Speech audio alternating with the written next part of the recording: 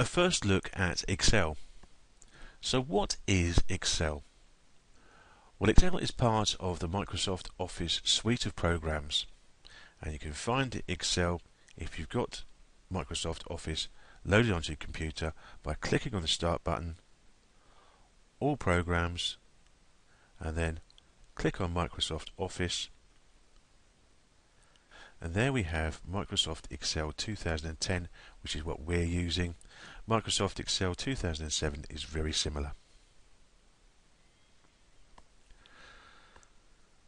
So what is Excel? Excel is a spreadsheet computer program for information management. It is able to do calculations and analyze data and then display those results in all sorts of formats. So what do we mean by that? Well, the easiest way to show you is to show you what sort of work we can do using Excel. So if I just show you the templates that are available with Excel, we can make agendas, work with budgets, calendars, expense reports, all sorts of forms, create inventories, invoices, labels, lists, memos, plans, timesheets. There's plenty of work that uses Excel. Now the layout is very similar to Word in the fact that we have a ribbon at the top, and if I show you Word, there's our ribbon across the top, which is our command center. And remember, with Word we have our quick access toolbar.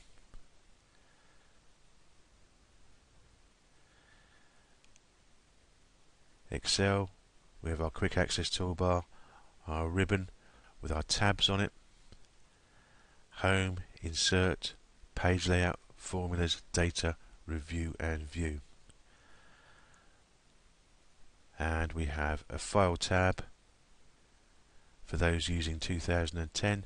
Those using 2007 will have your Microsoft Office button. So we've got a ribbon, a command center, and along our ribbon we have our groups of commands.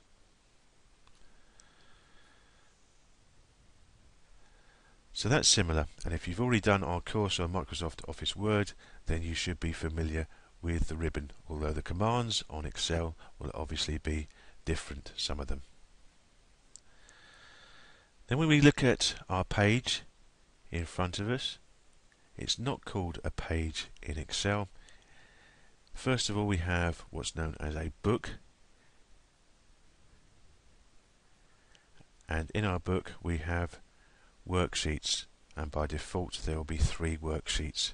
Now we can add more worksheets or take away worksheets as we require when working with each workbook. That's different from Microsoft Word, where we have a document and we create pages for our document. Then we have our grid in front of us, and you'll notice that we have columns which are lettered A, B, C, D, etc. But they don't stop at 26, they actually go on to AA, AB, and we can end up with over 16,000 columns.